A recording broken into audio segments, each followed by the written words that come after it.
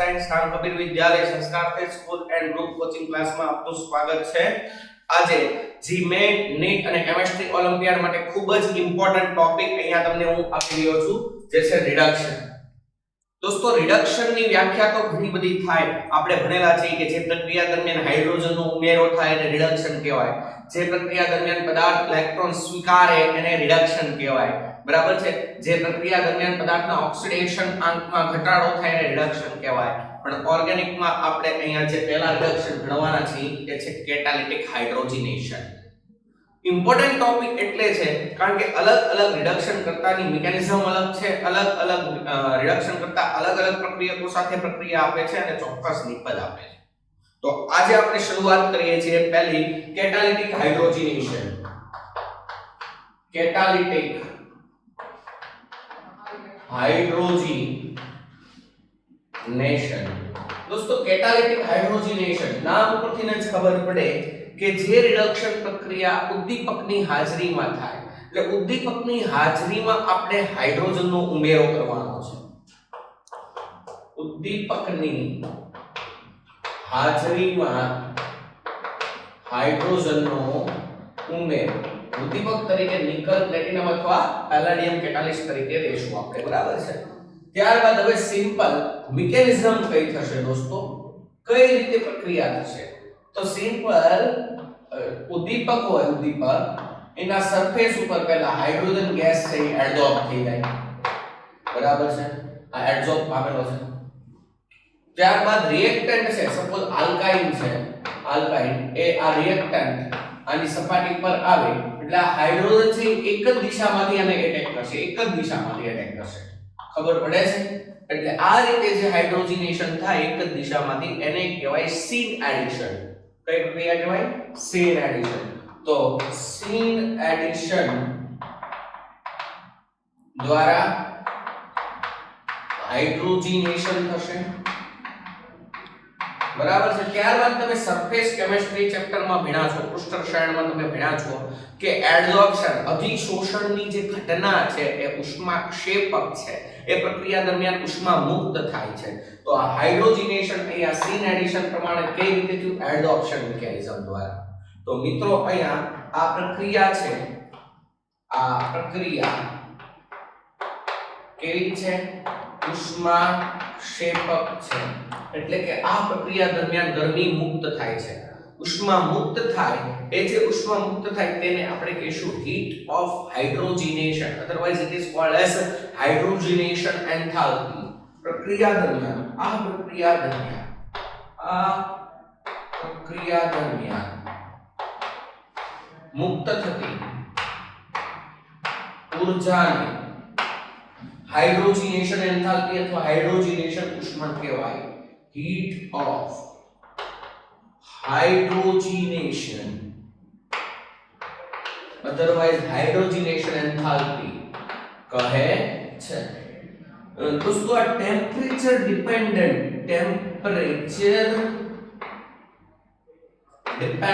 Reduction थशे, dependent reduction थशे। कहेવાનો मतलब એવો છે કે અલગ-અલગ પ્રકારના પદાર્થોનું રિડક્શન અલગ-અલગ તાપમાને થાય છે। ફોર એક્ઝામ્પલ સૌથી સરળતાથી રિડક્શન એસિડ હેલાઇડનું થાય છે, ત્યારબાદ આલ્કાઇલ, ત્યારબાદ આલ્કીન, ત્યારબાદ कीटोन मींस कीटोसोम, ત્યારબાદ સાયનો, ત્યારબાદ નાઇટ્રો, ત્યારબાદ hello alkane, arene otherwise benzene means arene aromatic. મિત્રો આ ત્રણેયનું રિડક્શન 10 થી 30 ડિગ્રી સેલ્સિયસ તાપમાને થાય છે। આ ત્રણેયનું 30 થી 50 ડિગ્રી સેલ્સિયસ તાપમાને થાય છે। હેલો આલ્કેનનું 50 થી 100 ડિગ્રી સેલ્સિયસ તાપમાને થાય છે। બેન્ઝીન નાફથલીન એના મલ્ટીપલ બોન્ડ હોય એનું રિડક્શન 100 થી 150 ડિગ્રી સેલ્સિયસ તાપમાને થાય છે।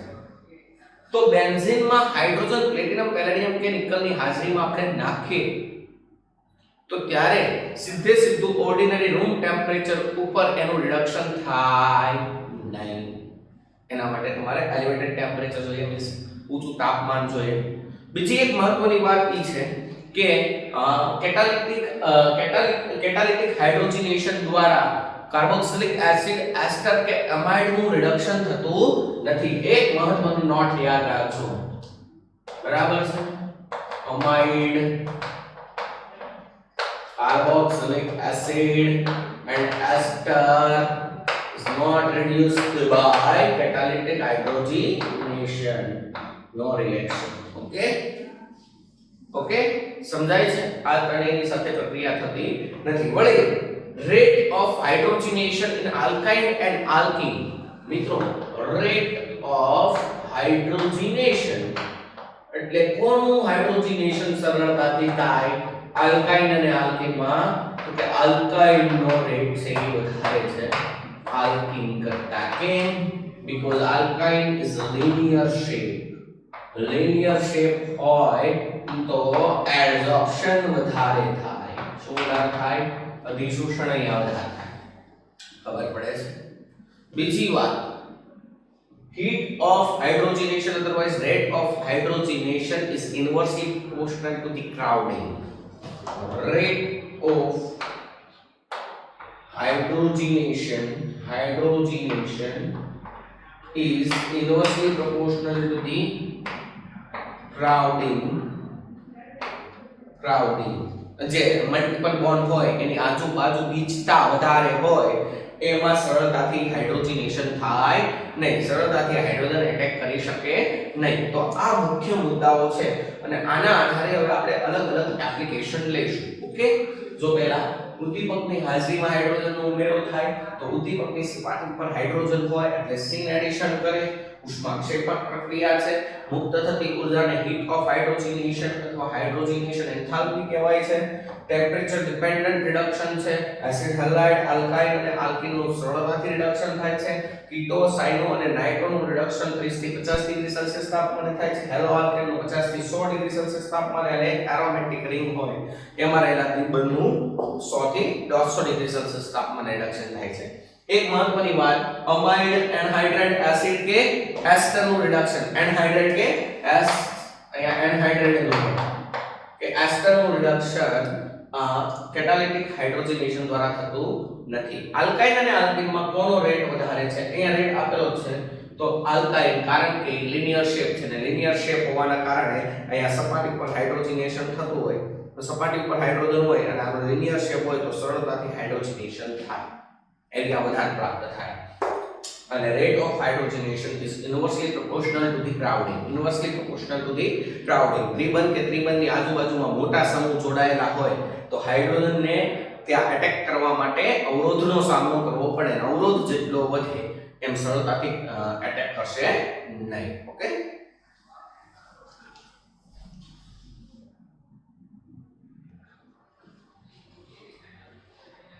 ચલો હવે આપણે લોકો ઉદાહરણ દ્વારા આની એપ્લિકેશન સમજીએ. કઈ રીતે આપણે આની એપ્લિકેશન કરશું. અલગ અલગ એક્ઝામ્પલ લઈને હું તમને સમજાવું છું એટલે તમને ડીપમાં ખબર પડે. ચલો, ધારો કે પહેલા એક આલ્કીન હતો, આપણે સિમ્પલ ઇથિન લઈ લઈએ. ચલો, ઇથિન, આનું હાઇડ્રોજનેશન પેલેડિયમની હાજરીમાં કર્યું તો સીન એડિશન થાય. બંને હાઇડ્રોજન એક જ બાજુથી થશે, ઇથેન મળશે. બરાબર છે? સમજી લો કે અહીંયા આપણે પ્રોપીન લીધું, હાઇડ્રોજનેશન પેલેડિયમની હાજરીમાં કરો તો આ ત્રિબંધ એક સમતલમાં, ધારો કે ગોળના સમતલમાં છે તો બંને હાઇડ્રોજન ક્યાં તો ઉપરથી આવશે ક્યાં તો નીચેથી આવશે એટલે સિમ્પલ નિપજ મળશે પ્રોપેન. ઓકે, પણ જો અહીંયા સમજો કે અહીંયા ડ્યુટેરિયમ વાપરેલો હોય આપણે અને પેલેડિયમ લીધો હોય તો કઈ રીતે પ્રોડક્ટ મળશે? તો આલ્કીન હતો એમનો એમ. હવે અહીંયા ડી જોડાશે ને અહીંયા ડી જોડાશે પણ બંને ડી એક જ બાજુથી આવશે એટલે હું બંને ડીને ક્યાં તો વેજ બોન્ડ વડે દર્શાવીશ ક્યાં તો ડેશ બોન્ડ વડે. બરાબર છે? કારણ કે સીન એડિશન થાય છે. શું થાય છે? Scene addition. ત્યારબાદ ચલો સમજી લો કે આવું છે અને અહીંયા આપેલો છે D2/PD. તો શું કરશો? સાયક્લોહેક્સેન છે સિમ્પલ, અહીંયા હાઇડ્રોજનેશન થશે. પણ બંને ડી છે એ ક્યાં તો સમતલના ઉપરના ભાગમાં આવશે ક્યાં તો સમતલના નીચેના ભાગમાં આવશે. એટલે આપણને જે પ્રોડક્ટ મળશે એ સિસ મળશે. સિસ ક્યાં તો બંને ડી આવી રીતે દર્શાવશું આપણે. સમજાય છે? એક્ઝામમાં એક ઓપ્શનમાં અહીંયા એક ડેશબોર્ડ ઉપર આપેલો હોય અને એમ કે બંને નિપજ સાચી અથવા તો બંને ખોટી અથવા તો એકમાં આ અને એકમાં હશે. અહીંયા એક બોન્ડ ડેશ આપેલો છે તો તમારે અહીંયા સી એડિશન કરવાનું છે. આ પ્રકારની નિપજ પસંદ કરવાની થશે. પડી ખબર? ત્યારબાદ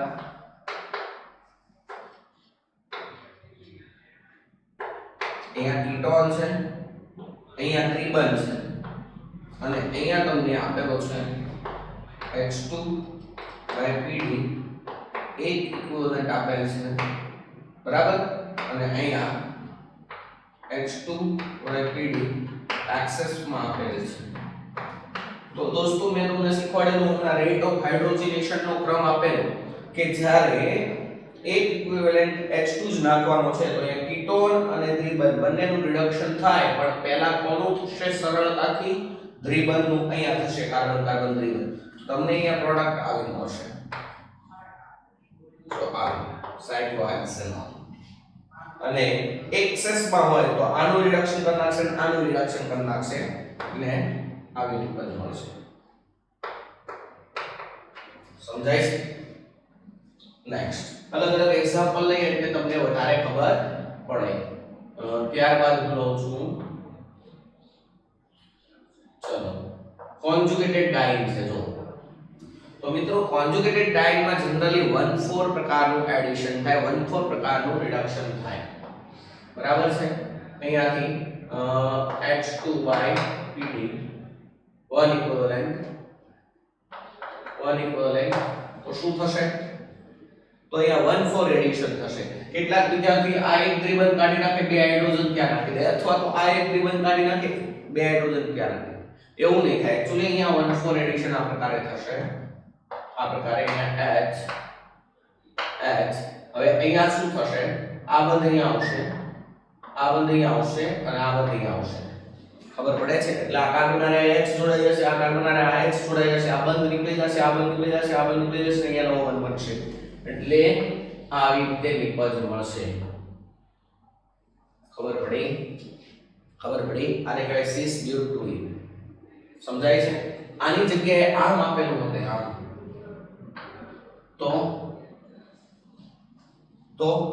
તો કેટલાક વિદ્યાર્થીઓ આવી રીતે ટ્રાન્સ કરી દે. નહીં, that is wrong. That is wrong. 1,4 addition કરવા માટે તમારે આવી જ રીતે કોન્જુગેટેડ ડાઇન લેવો પડે. તો આવી રીતે 1 2 3 4 1 અને 4 પર હાઇડ્રોજન જોડાય અને અહીંયા સિંગલ બોન્ડ છે. આ બે કાર્બન વચ્ચે સિંગલ બોન્ડ છે એટલે સિંગલ બોન્ડ રોટેશન થાય. ખબર પડે છે? અને સિંગલ બોન્ડ રોટેશન થવાના કારણે આ જે બંધારણ છે એ આ બંધારણમાં કન્વર્ટ થાય અને ત્યારબાદ એમાં તમે H2PD1 ઇક્વિવેલન્ટ નાખો તો આ જ પ્રોડક્ટ મળે. પડી? તો તમને આ પ્રકારની પ્રક્રિયા કયા પ્રકારનો પ્રક્રિયા આપેલ હોય હાઇડ્રોજન PD એક ઇક્વિવેલન્ટ આપેલ હોય તો તમારે આ નિપજ મેળવવાની. ઓકે? ત્યારબાદ સમજી લો કે આ પ્રકારે તમને આપેલ છે H2PD એક ઇક્વિવેલન્ટ આપેલ છે અને નીચે હું આપું છું H2PD એક્સેસ માં એટલે વધુ પ્રમાણમાં. તો અહીંયા આ જ પ્રમાણે રિડક્શન થશે. આ ઇલેક્ટ્રોન અહીંયા આવશે, આમ બહાર જશે, હાઇડ્રોજન જોડાઈ જશે એટલે આ નિપજ મળશે. અને અહીંયા આ બંને બંધનું રિડક્શન થઈ જશે ત્રિબંધનું એટલે ફાઇનલ પ્રોડક્ટ આવી મળશે. સમજી ગયા? અલગ અલગ એક્ઝામ્પલ આપણે લઈએ એટલે તમને વધારે આમાં ગ્રીપ પકડાય અને કોન્ફિડન્સ વધે.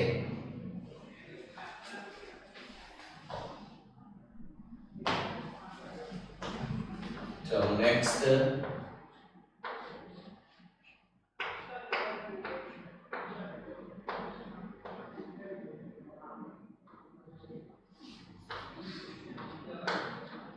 H2PD અહીંયા તમને આપેલો છે કે ઇક્વિવેલન્ટ અને અહીંયા આપેલો છે H2PD in excess. ઓકે, આ જાતે સોલ્વ કરો તમે, પછી હું તમને શીખવાડું છું કે આનો આન્સર કઈ રીતે આવશે.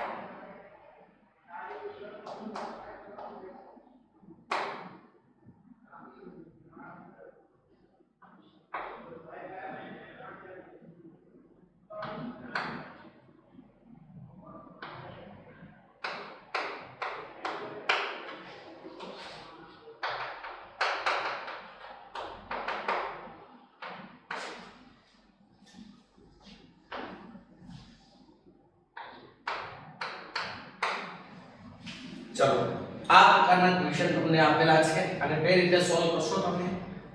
આપણે આગળ બધી જ વસ્તુ તમને શોર્ટમાં શીખવાડેલી છે, તમારે ખાલી અહીંયા એપ્લાય કરવાનું છે. જો H2PD એક રિક્વાયરમેન્ટ. હવે અહીંયા મગજમાં પ્રશ્ન થાય કે સાહેબ આ રિબનનું રિડક્શન કરશે કે આ રિબનનું રિડક્શન. સાહેબે તમને કન્સેપ્ટ આપેલો છે rate of hydrogenation is inversely proportional to the crowding. જો અહીંયા આ આલ્કીન છે, જ્યાં ગીચતા વધારે છે તે ઉપરવાળા પાસે, અહીંયા ગીચતા વધારે છે ને તો અહીંયા હાઇડ્રોજન સરળતાથી નહીં જાય, અહીંયા જશે. મારે એક જ રેશિયો નાખવાનો છે એટલે ઉપરવાળાનું રિડક્શન કરશે, નીચેનું કરશે નહીં. એટલે અહીંયા તમને જે નિપજ મળશે એ આવી મળશે. સમજી ગયા? જ્યારે એક્સેસ માં લો તો આનું રિડક્શન કરશે, આનું રિડક્શન કરશે તો આવી નિપજ મળશે. એની પ્રોબ્લેમ? ત્યારબાદ આ જે પ્રક્રિયા છે એમાં કઈ રીતે પ્રક્રિયા થશે, તો હું અહીંયા A નામ આપું છું ને અહીંયા B આપું છું, જગ્યાનો અભાવ છે એટલે અહીંયા લખું છું. તો A તરીકે શું થશે, તો કે એક જ મોલ નાખવાનું છે. કોન્જુગેટેડ ડાઈ છે જો, પણ આ પ્રકારનું કોન્જુગેટેડ ડાઈ હોય તો 1,4 એડિશન અત્યારે શક્ય નથી, કારણ કે આ જે કાર્બન કાર્બન એકલ બંધ છે એ રોટેશન નહીં પામે, રેસ્ટ્રિક્ટેડ રોટેશન છે સાયકલના કારણે.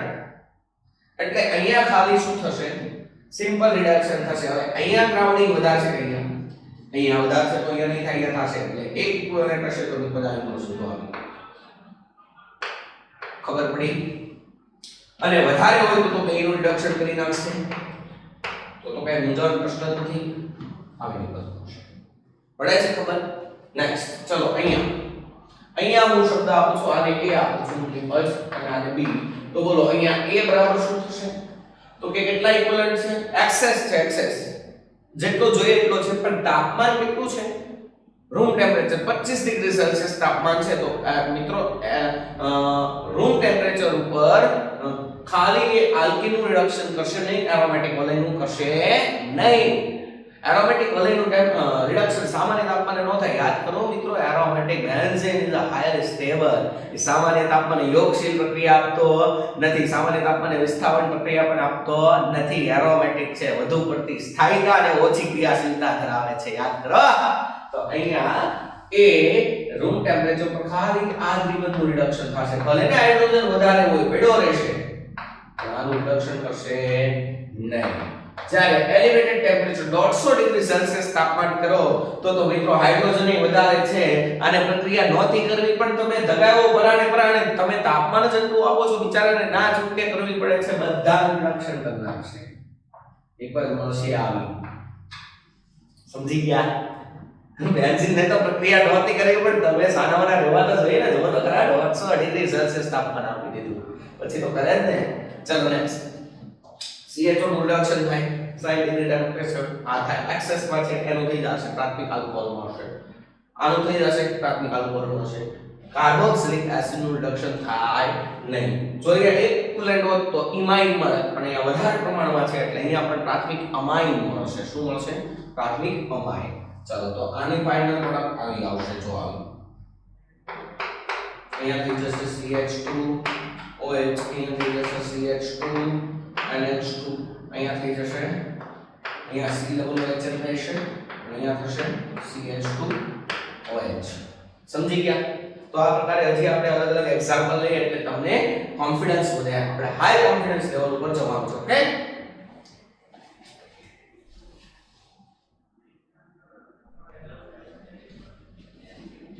ઓકે દોસ્તો તો હવે જે હું પ્રશ્ન લેવા જઈ રહ્યો છું એ જીમેન નીટ અને કેમિસ્ટ્રી ઓલિમ્પિયાડ માટે ખૂબ જ ઇમ્પોર્ટન્ટ કન્સેપ્ટના એક ક્વેશ્ચન છે અને ઘણી બધી વખત આવા પ્રકારના ક્વેશ્ચન પૂછાઈ પણ ગયેલા છે જો અહીંયા નેક્સ્ટ ક્વેશ્ચન આપણે લઈએ છીએ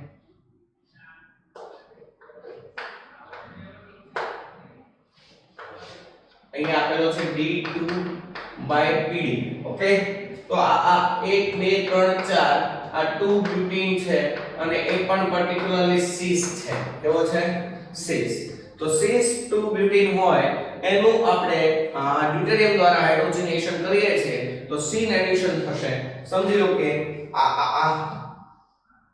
પ્રકારનો આ સિસ બ્યુટીન છે અહીંયા ત્રિબંધ છે અહીંયા H છે તો હાઇડ્રોજન એટેક કરશે ક્યાંથી ક્યાં તો આગળથી ક્યાં તો પાછળથી પણ એક જ સાઈડથી કરશે ને તો અહીંયાથી ધારો કે હું હાઇડ્રોજન નાખું છું બરાબર છે તો તમને ફાઇનલી પ્રોડક્ટ આવી મળશે જોજો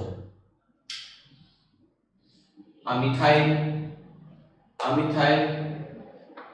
હાઇડ્રોજન તો હતા જ ક્યાં તો બંને ડ્યુટેરિયમ ઉપરથી આવશે ક્યાં તો બંને ડ્યુટેરિયમ નીચેથી આવશે એટલે સમજી લો કે અહીંયા D જોડાણો અહીંયા D જોડાણો એક્ચ્યુઅલી આ મેસો કમ્પાઉન્ડ છે મોસ્ટ ઇમ્પોર્ટન્ટ વસ્તુ છે મેસો કમ્પાઉન્ડ અને તમે આવી રીતે દર્શાવી શકશો આવી રીતે અહીંયા મિથાઇલ અહીંયા H અહીંયા D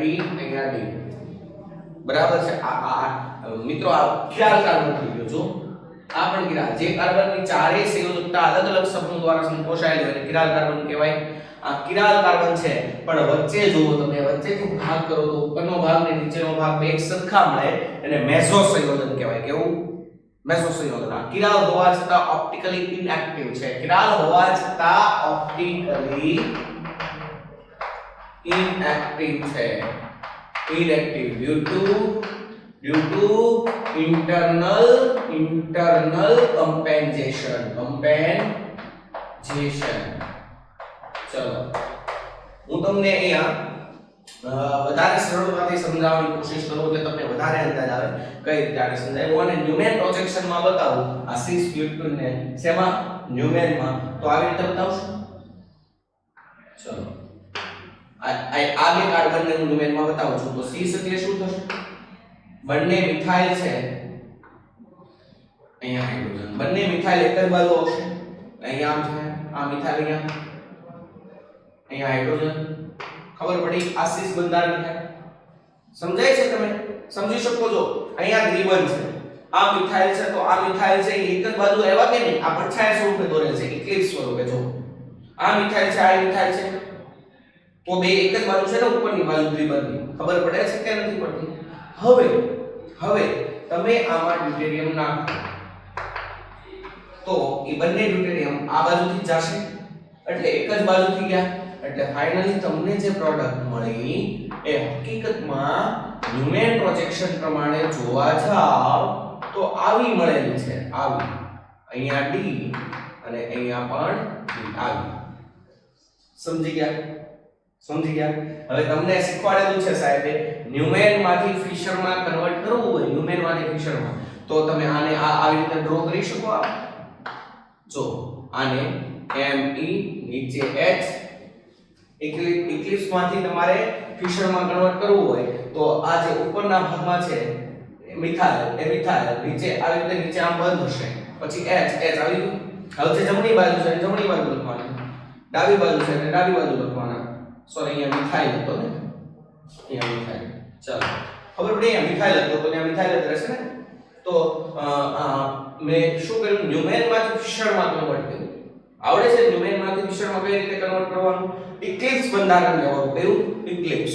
પછી આ જે ઉપરના ભાગમાં હોય એને તમારે એક સીધી લાઈનમાં મૂકવાના, બે ને એકને ઉપર મૂકી દો એકને નીચે. પછી જે જમણી બાજુ હોય એને જમણી બાજુ મૂકવાનું, ડાબી બાજુ હોય એને ડાબી બાજુ મૂકવાનું. તો આ સ્ટ્રક્ચર તમને મળી ગયું. ખબર પડી? આનું પ્રતિબિંબ દોરો એટલે આ જ આવે ને. તો અહીંયા તમને કેવું સંયોજન મળે છે? મેસો.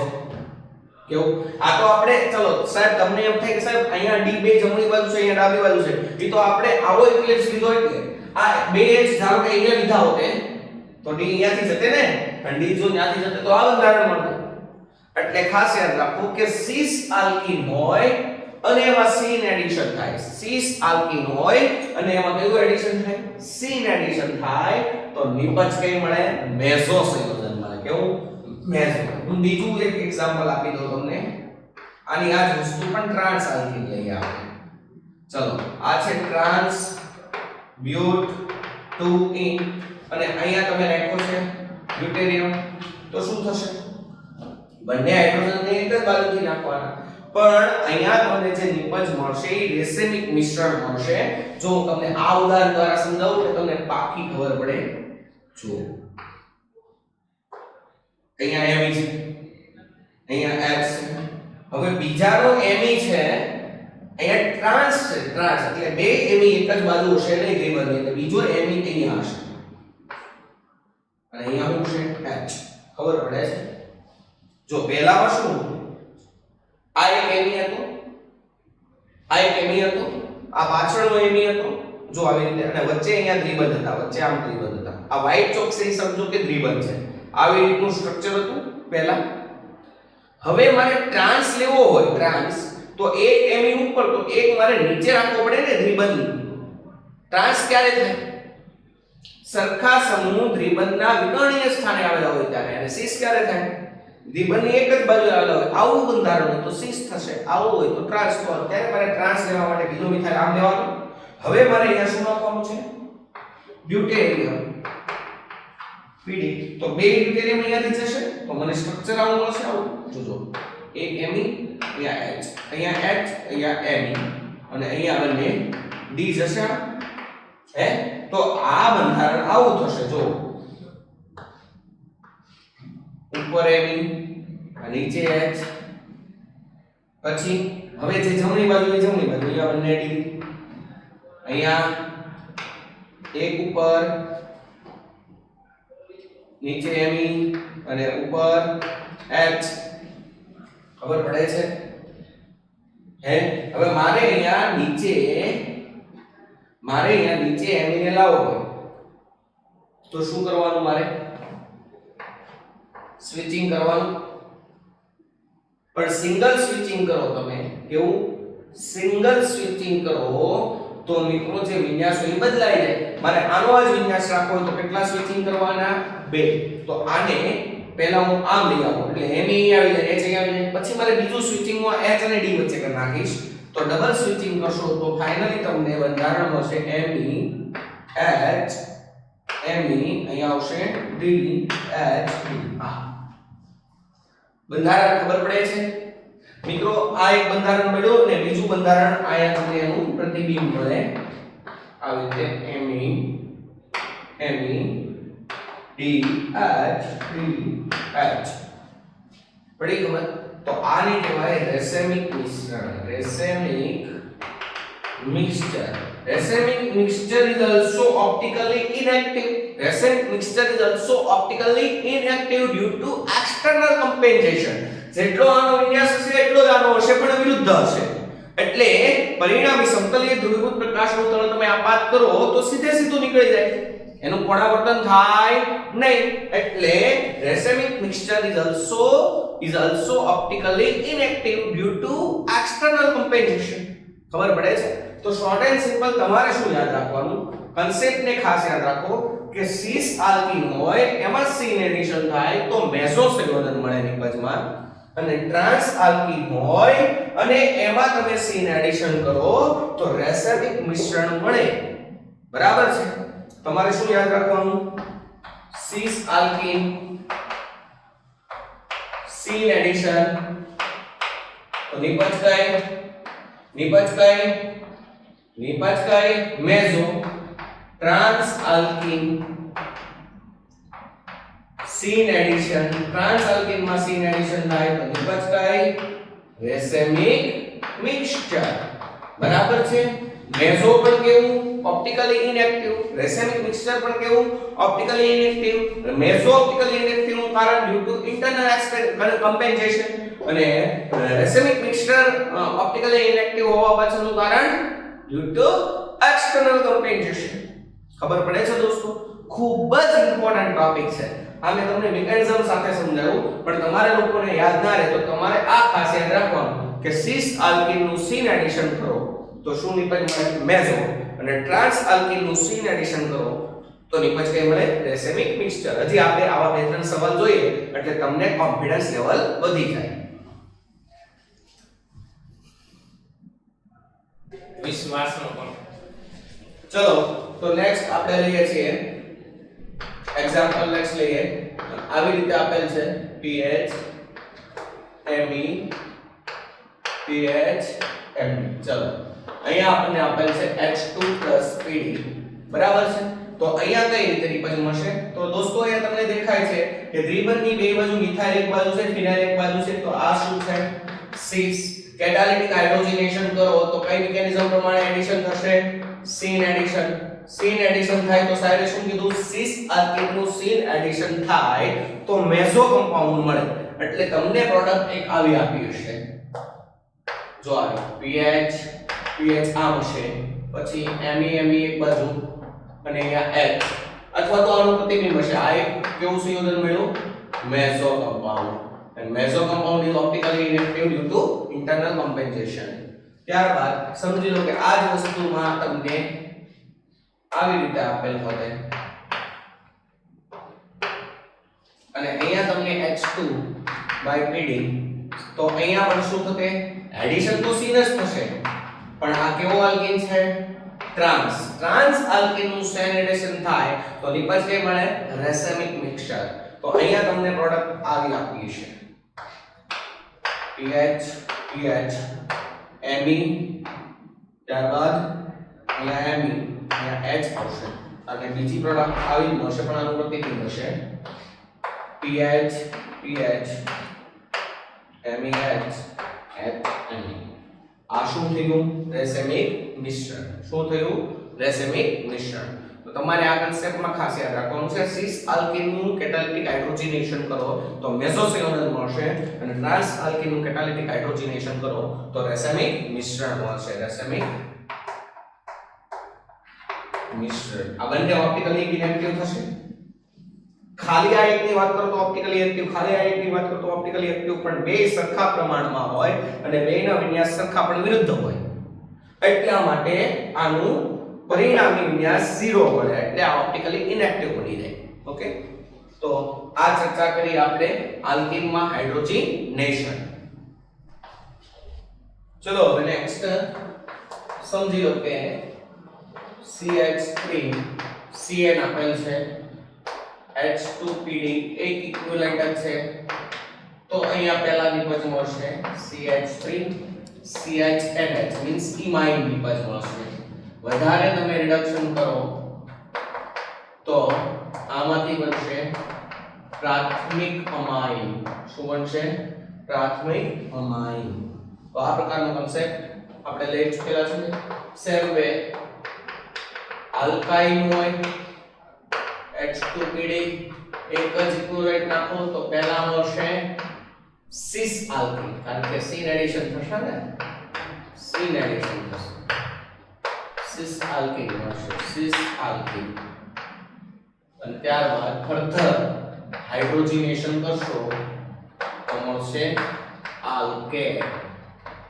બરાબર સમજણ પડે છે ચલો આપણે એક્સ્ટ્રા મલ્ટીફંક્શનલ ગ્રુપ વાળા કમ્પાઉન્ડ લઈએ આપણે બરાબર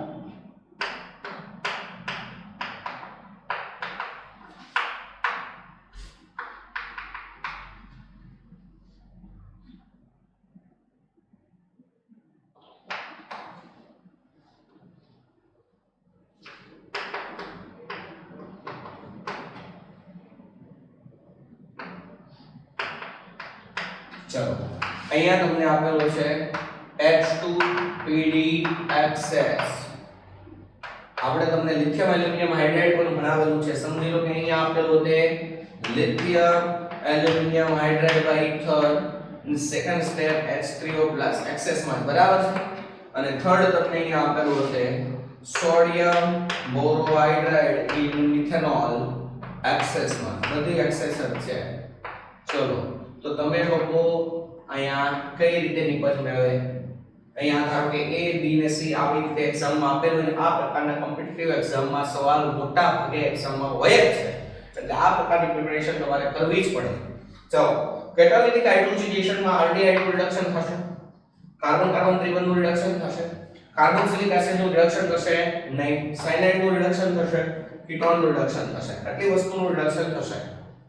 આલ્ડીહાઇડ અને કીટોન ને આલ્કોહોલ માં કન્વર્ટ કરશે.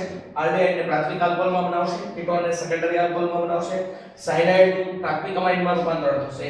આ દ્વિબંધ નીકળી જશે.